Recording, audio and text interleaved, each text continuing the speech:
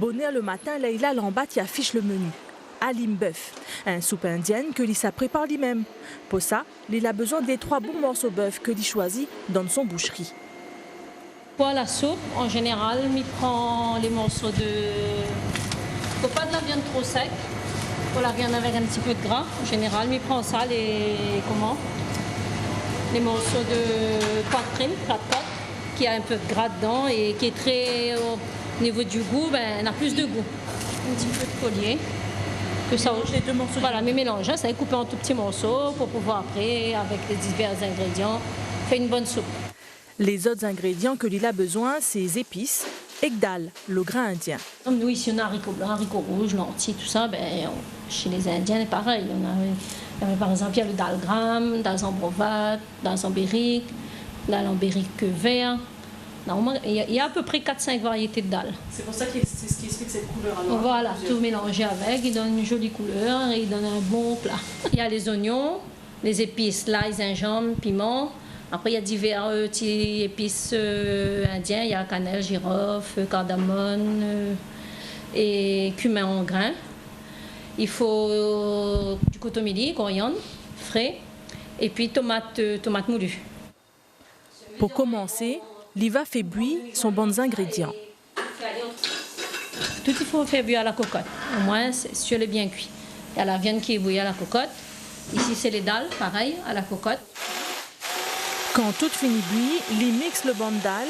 Après, il va roussi le bon épices. On met la marmite sur le feu, met de l'huile, laisse l'huile chauffer, roussit les oignons, les épices ensemble, laisse bien roussir, prendre gagner un petit peu l'odeur, tout ça. Après, il met la viande. Il rajoute le bon dalle mixé. Il va laisser bien prendre en tournant de temps en temps. Il faut bien veiller pour garder le bon dalle croûte. Leïla, il passe souvent son bonne journée dans son cuisine et c'est pas rien comme là.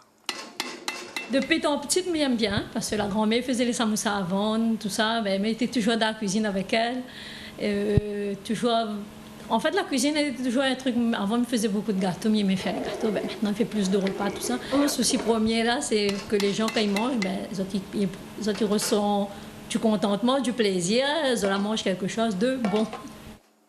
On commence assez tôt. Normalement, on nous réveille, pour la prière. Après, aussitôt la prière terminée, ils enchaînent, ils rentrent dans la cuisine.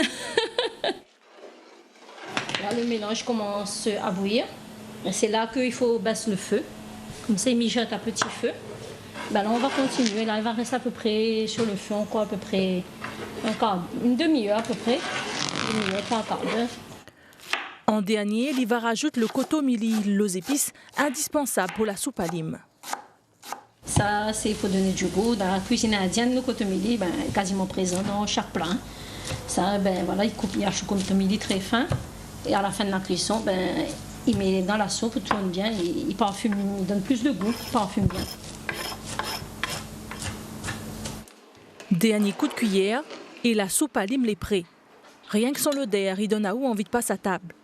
La soupe halim, les consistants, il est bon dans la période Ramadan et dans la période la frais.